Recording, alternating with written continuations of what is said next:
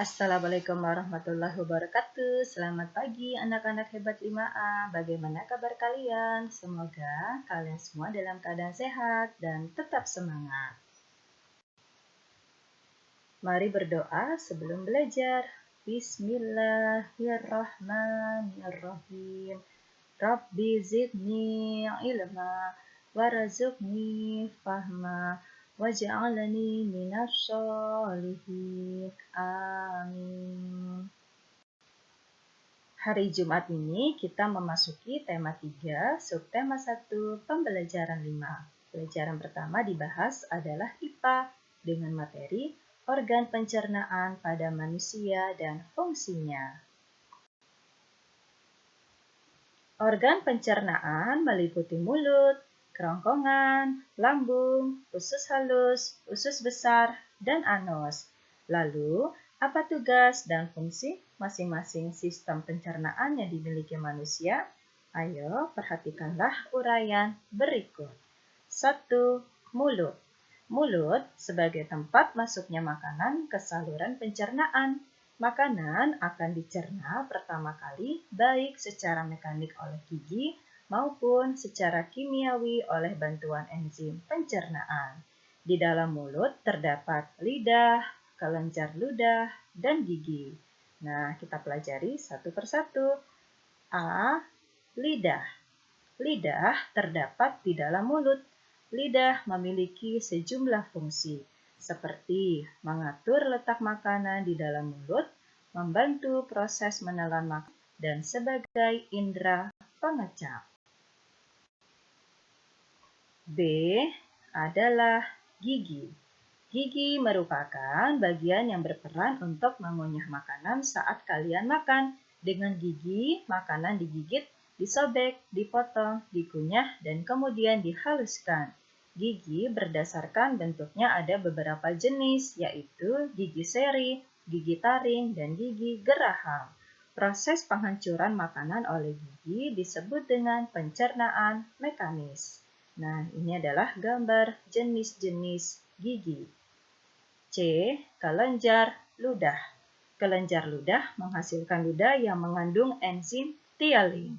Enzim tialin berguna memecah zat tepung menjadi zat gula. Proses pencernaan yang melibatkan enzim disebut pencernaan kimiawi. Organ pencernaan yang kedua adalah kerongkongan atau esofagus. Kerongkongan adalah saluran penghubung antara mulut dengan lambung. Kerongkongan akan menerima makanan dari mulut saat proses menelan. Di kerongkongan terjadi gerak peristaltik, yaitu gerak mendorong makanan menuju lambung. 3. Ada lambung. Lambung merupakan kantong tempat menyimpan makanan untuk sementara waktu.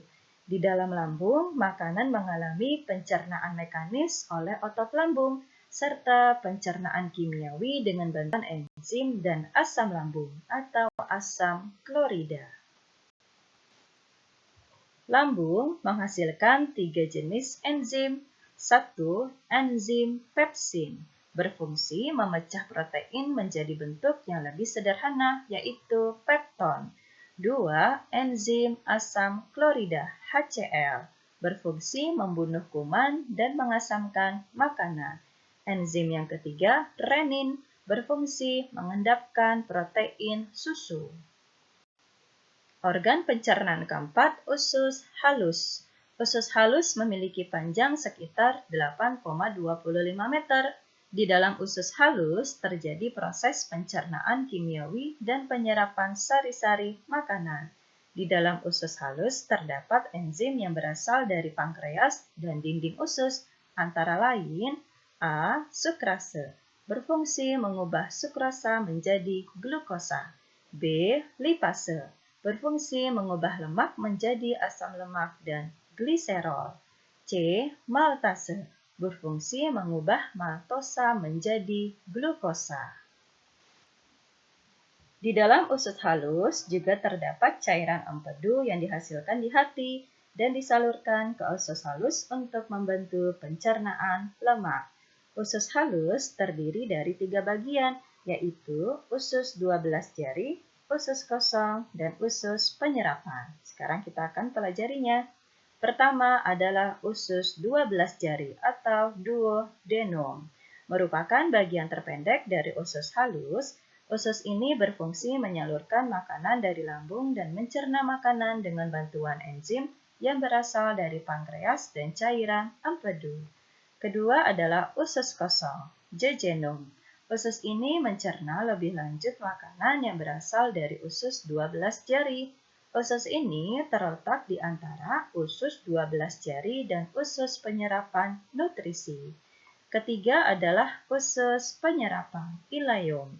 Sari-sari makanan dari usus kosong masuk ke usus penyerapan. Di dalam usus penyerapan terdapat jonjot usus yang berfungsi memperluas permukaan usus sehingga proses penyerapan makanan lebih sempurna. Di dalam jonjot usus terdapat pembuluh darah untuk menyerap sari-sari makanan. Selanjutnya, darah akan mengedarkan sari-sari makanan ke seluruh tubuh. Organ pencernaan kelima, usus besar atau kolon. Sisa makanan atau ampas yang sudah diserap sari-sarinya didorong menuju usus besar. Di dalam usus besar, ampas akan mengalami pembusukan oleh bakteri Escherichia coli. Di usus besar terjadi penyerapan air dari sisa-sisa makanan.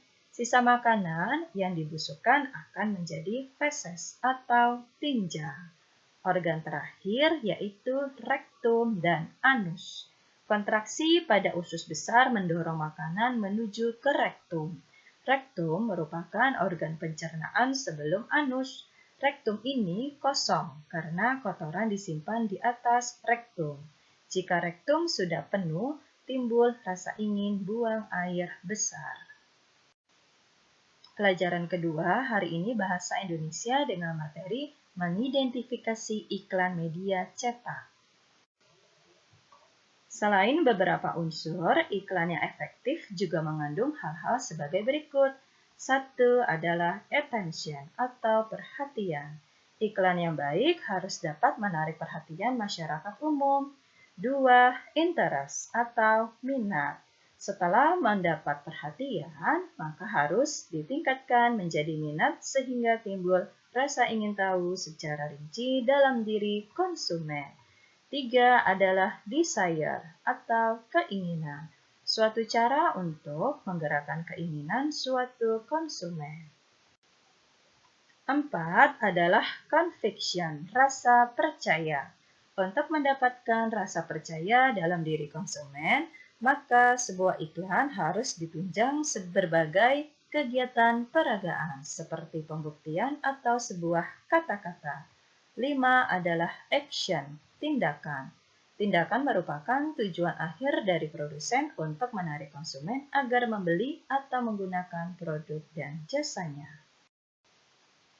Pelajaran terakhir hari ini SBDP dengan materi bernyanyi dengan iringan alat musik ritmis.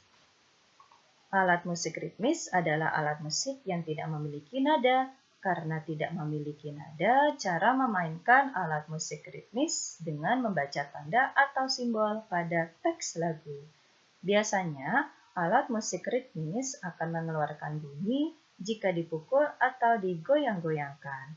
Memainkan alat musik ritmis mengutamakan ketepatan irama atau keteraturan ketukan mengikuti ritme suatu lagu. Berikut adalah contoh alat musik ritmis. Pertama adalah marakas, dimainkan dengan cara digoyang-goyangkan. Kedua adalah triangle, dimainkan dengan cara dipukul.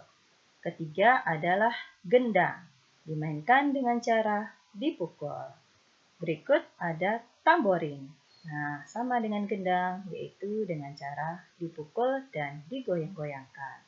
Berikut adalah drum. Cara bermainnya dengan dipukul. Pembahasan materinya sudah selesai. Kita lanjut dengan tugas tema. Tugas tema pertama IPA. Ada 4 soal yang harus kalian jawab. Tugas kedua, bahasa Indonesia. Sebelum menjawab 3 soal, kalian perhatikan terlebih dahulu untuk iklannya.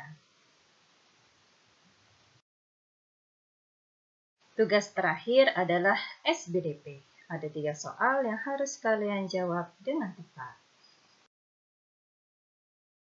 Anak-anak hebat 5A, selesai sudah untuk pembelajaran di hari ini. Wassalamualaikum warahmatullahi wabarakatuh.